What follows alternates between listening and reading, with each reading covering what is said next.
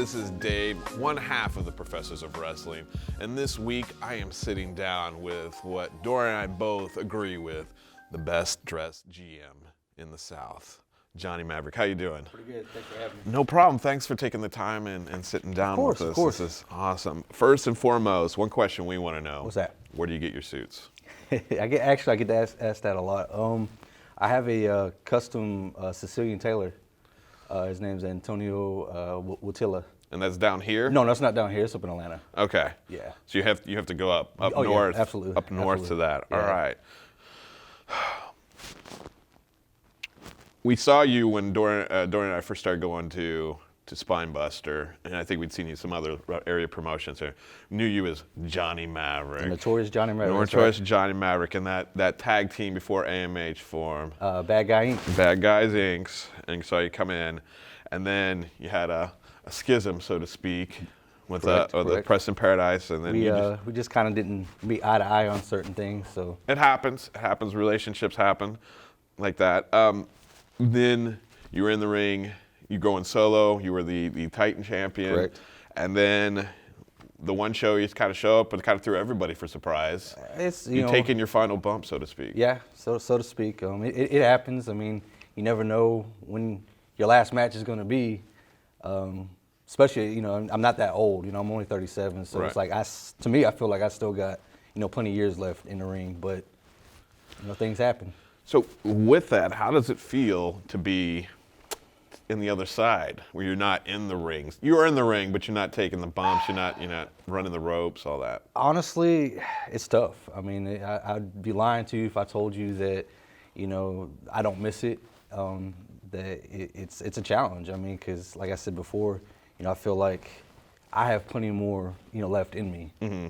So it's tough. I mean, absolutely tough. I mean, but at the same time, it gives me the opportunity to do things on the other side and be a part of something bigger than myself.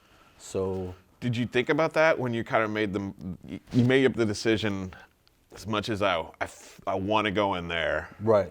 but I physically can't go in there? Were you thinking, what can I do? What else can I do to still be a part of this? Honestly, like I really didn't know where I was gonna go from that point. It's kind of like still culture shock. Like hey, Yeah.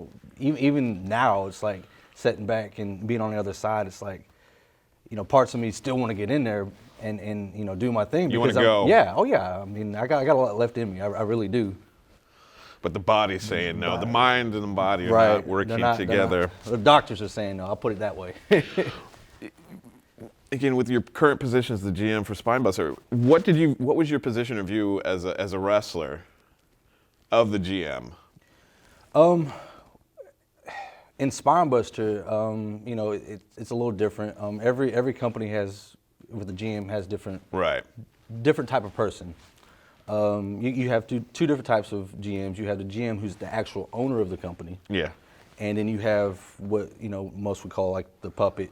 The face. The face, yeah. Someone who comes in and pretty much does what they're told to do, and you got to show them both respect. I mean, obviously, but I mean, with somebody who's the owner and the GM, I mean, you kind of take them a little bit more seriously because hey, they're the ones that are paying you. Right. So, but overall, I've always tried to respect the person in that position.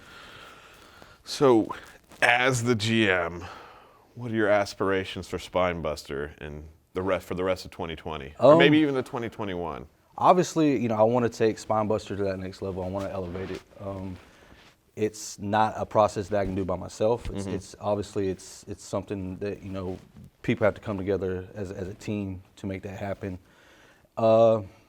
Really, my biggest focus, other than taking it to that next level, is I want to get involved more within the community of Valdosta. Valdosta's our home. This year we do plan on taking on the road a few places. Any places you want to share right now? No, not right now. Okay. Nothing's set in stone. I had to try. Nothing's set in stone as far as where we might take it, but at the end of the day, Valdosta is our home, and I feel like building that connection within the community is very important. Because when you think Wednesday night, I want people like, hey, that's Spinebuster. How do you prepare for those Wednesday nights? Man, again, it's got to be different as the behind-the-scenes guy than in the going out as a talent. It's tough, man. It's a lot that goes into it. There's a lot of meetings, creative meetings you have to go to. Staying in touch with contacts, with talent, making sure that, hey, they're still coming. Sometimes people cancel, so then you got to scramble around and, find other people to replace that person that canceled. Advertising, promotion, but it's not one person that does it. I mean, there's multiple people involved in it, and without all these people together, it would definitely be a lot harder. Most definitely. It's a full-time job in itself. I want to kind of like shift gears here and start getting into what's going on with Spinebuster. Okay. If you've been following Spinebusters, anybody out there, we know America's Most Hated has been pretty much a thorn in the side for better part of the last year. Definitely. How, put your GM hat on, how do you respond to all that havoc? It's interesting. It's a chess match with me and America's Most Hated. And I feel like they're gonna end up eventually making the wrong move, and it's gonna be their downfall. So right now I'm just playing chess with them. Do you think they're a little bit leery or handle you a little bit different than past GMs in like Shotgun Charlie Walker or anybody else? Because I mean, you have the experience in the ring. Regardless, you've got that in your arsenal a little bit. I think that of course, naturally they're gonna want to try to handle me like they normally would, but they know they're not gonna be able to push me over because I'm not one that's gonna sit back and be like, okay, you just do whatever you want to. Right. I'm very hands-on, as you could tell from the last show. I'm not scared to get in there. And you've got the you've got the experience of it and know what to do. And I don't have a fear bone in my body, so it's like I'm not gonna back down. Right. Especially from a challenge. I mean, I'm in it for the long haul, so. Most definitely. When looking at this and you're setting up and you're getting shows ready, what type of match do you like to watch the most as the GM, or maybe even as before you got in that position, and what do you like to book for? Honestly, right now, I'm loving booking the women's division because with them, it's a different aspect because they're so hungry. They have a lot to prove. They don't want to be looked at as just another sideshow attraction. Right. They want to be taken seriously, and I take them seriously. So to me, right now, that's what I'm enjoying doing because we have a lot of women out there that are super talented that deserve a chance to show everybody that they're capable of being up there with the boys. Do you think the geographic location of Valdosta being relatively like short, few hours, 3 hours, 4 hour drive from like where like this seems to be a hotbed of great talent, female talent from like Tampa and Orlando and the region right there helps feed into y'all a little bit? It definitely does. We've definitely tapped into a lot of the Florida talent. We're working with bringing some more Georgia talent in, but most of them's up in Atlanta. Being a Wednesday night is difficult for a lot of talent, period, because there's a lot of people we want to bring in on a Wednesday night, but because it's on a Wednesday night, it's a little more difficult to. But yeah, definitely being where we're at, it's kind of like we're dead center. You got Atlanta 3.5 hours north. You got the girls coming up from Florida, even some of the guys we got coming up from Florida. It's 3.5 hours away, so it's a perfect location. It's a doable road trip, one nighter in there. I'm even talking to people in North Carolina, South Carolina, Alabama. So you're definitely going to see some new people come in. We're excited about it. We always like to see what new talent, where the storylines are going, and how it's all built up. This is one of the cool things with all these like local promotions, and too sometimes how the storyline carries over from promotion to promotion. I think is really cool how everybody seems to work together really well. The Gladiator division in Spinebuster has gone through some change since it's kind of an introduction. How is that changing, and what plans do you have for it? Well, really, nothing's changed with the Gladiator division other than, Cassius Mack flat out telling her, hey, you got to come to me if you want to, chance. It's not 24/7, but we've never said that it's not 24/7. Just nobody's, tried to take the opportunity to, use that 24/7 rule. So it's kind of like, but I mean, we have talked behind closed doors, There is discussion of changing some things in the Gladiator division. I'm not really at liberty to say right now. Fair enough. But yeah, there's definitely changes coming to the Gladiator division. I'm gonna say like even David Ali is a heel fighting champion, held that belt, as much respect Right. to that Oh yeah, cat. definitely. I mean, he was constantly attacked. Even before him, Jackson Vile was, the Gladiator champion, and he was attacked up in Atlanta at different shows. I mean, it's like, Right. as soon as Cassius took it, it's kind of like, hey, I'm throwing it down right now. Hey, this is the line. You don't cross it unless I say you can cross it. Right. And for whatever reason, people's respected it. I don't know why. I mean, we've never said no. 24/7 rules not in effect. I mean, it's still there. Fair enough. Several people with Spinebuster have claimed rights to all the belts. How do you structure like your number one contenders? Like you have like, if that made sense. Oh yeah, no. I'm still fairly new to the GM position, so the way that they did it before is a little different. But the way I'm looking at it is, I look at different aspects, like win-loss record. What have they done here recently that's made an impact? And in different situations, like last month, or not last month, but last show, the way that Hayden was done in the match, which Right. was uncalled for. I mean, yeah, AMH interfered. So things like that, play a part. And then, you got the women's division, which is still fairly new in Spinebuster, where, Lexi came to me and said, listen, I want to be a fighting champion.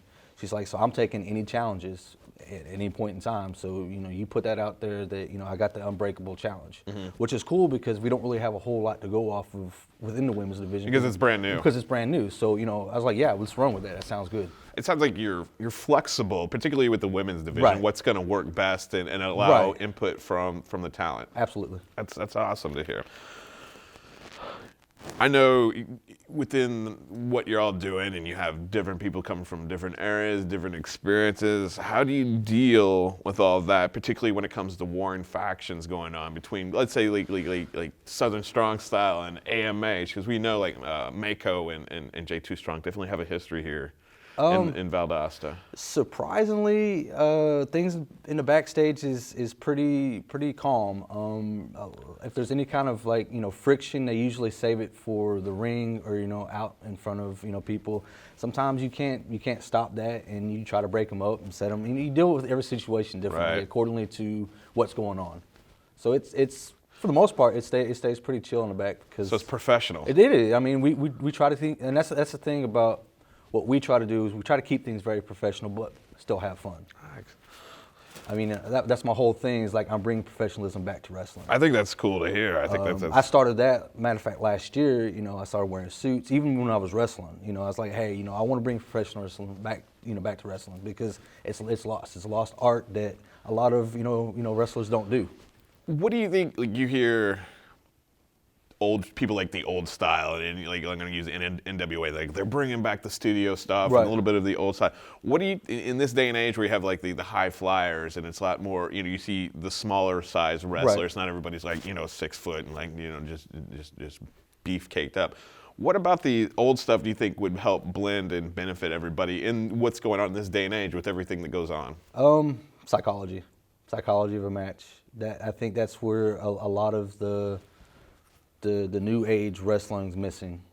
If you watch new age wrestling versus old wrestling, it's missing psychology. That's my opinion. We try to incorporate just about anything that's going on in wrestling, different styles. I mean, because there's a niche for everything. Right. So we try to incorporate a little bit of everything within Spinebuster. Sweet. To keep everybody on their toes, and it's not like, oh yeah, I've already seen this match. Oh yeah. Because you go to shows and you're like, yeah, I've seen this already. Yeah. Tab A, slot Right. B type situation. Especially with your smart marks. Allegedly. So right now, who would you say is your favorite wrestler right now? And it doesn't matter what, whatever level, whatever promotion. In the past, future. I guess the future would be difficult to pick, but. Past, I grew up, I was more on the heel side growing up. I liked Mr. Perfect. I liked I liked the manager aspect of Bobby the Brain Heenan. It's I don't know, just like you love to hate these people. Rick Rude. These are the guys I grew up watching that I like. I wasn't a Hulk Hogan fan as a kid. I wasn't an Ultimate Warrior fan as a kid. Now I did go through a phase where I liked the Road Warriors. Right. they were nebulous. They could be heels and face at the same time. They're kind of like one of those teams that really. You just went in there, you looked at them like, man, they're about to mess somebody up. Yeah. So as far as like in the past, I mean, that's kind of like, Arn Anderson, the Four Horsemen, stuff like that. New, I'm definitely, I like Kenny Omega, even though he's not my style of wrestling. Right. I like watching him because he's exciting. Like what Chris Jericho's doing, because of course it goes back to be more heel. He's a person who keeps reinventing himself. Oh yeah, definitely, staying current, staying relevant. Right, staying relevant. I mean, it's not like, okay, you look at Chris Jericho now versus Chris Jericho, 15 years ago. It's not the same guy. Yeah. Within Spinebuster, I'm not going to play any favoritism. We're going to leave that one alone. Fair enough. I think as a GM, you have to. You have to. Like be Switzerland. Yeah, definitely. I'm like, I try to stay, dead smack in the center and definitely not show any kind of favoritism. I'm kind of jumping back a little bit because I skipped this one. Like, what is some of the, back to your days in the ring, what are some of your favorite matches that you've ever wrestled in? I'm going to have to go with, when I was with Bad Guy Inc., we had a feud with a tag team called Canine Carnage. Okay. I'm more of a physical guy, so I like strong style wrestling. That's what I like. I go in there, I like hard hitting, and that's what I got from them. And when I get that back from my opponent, I love it. I absolutely love it. It makes me want to go that much harder. Mm-hmm. So with them, it's like they made me elevate who I was as a wrestler and the craft that I was trying to, develop. Would you say that is your most memorable moment within wrestling, or is there something else you would say that is like really just stands out? You can remember everything that happened, and you can just do a play-by-play about it. God, there's so many. I've wrestled Buff Bagwell. That was pretty fun. Super nice guy in the back. Very professional, but he taught me a lot. A guy named Teddy King, which a lot of people on any circuit know who he is, but he never really made it. He taught me that, hey, at that point in time, I knew nothing about wrestling. So it made me step back and like, wow, I need to evaluate things. So you were the smartest guy in the room until that moment? I wouldn't say I was the smartest guy. But you know what I mean? You knew everything type situation. Not really. It was like, I thought I knew wrestling. Not that I knew everything, but I thought I knew wrestling. And then, I got in the ring with him, and I was like, wait a minute, no, I really don't know wrestling. So it made me, evaluate, step back, and to me, those are more. I mean, yeah, winning championships are very, very exciting, and bring a lot of memories to you. But it's the things, it's the small things to me. It's always been the small things that made me step back and made me that much better. What are some heartaches, like either like young talent need to think about when it comes to getting into the wrestling? Injury, number one. I mean, because you never know. Anything can happen at any point in time. That could be, that's it. So don't look at that as an ending. Just look at it more as hey, that's one chapter closed. The book's not over with yet. There's other things you can do. That would probably be my biggest, definitely my biggest heartbreak would be, hey, this is what I want to do. This is all I've ever wanted to do. I'm injured. I can't do it anymore. Within that, how do you judge young talent, specifically coming through as Spinebuster? Is like, how do you evaluate progress? I mean, we were talking before we shot here. Everybody moves at a different pace. Some people just gravitate naturally. Some people got to work at it, and then then there's the ones that maybe need to think about their aspects within the wrestling business. I think really, for me as a GM, I look at, okay, is this person busting ass? Are they in there, day in, day out, training? Are they doing what they need to do? And I see progress. I see that, hey, they are, stepping up. They are, progressing. They are making changes. They are listening. That's the biggest thing is, if I critique you, or if another veteran critiques you and you listen, that's the biggest thing, because you can sit there and I can critique you all day long, but if it goes in one ear and out the other, and then you come around and do the same thing that, we told you, hey, that doesn't work, do this. I mean, you're not listening, you're not progressing. Right. You're staying right where you're at. So if I were to get into the wrestling business, or I wanted to get into wrestling business, what advice would you give me?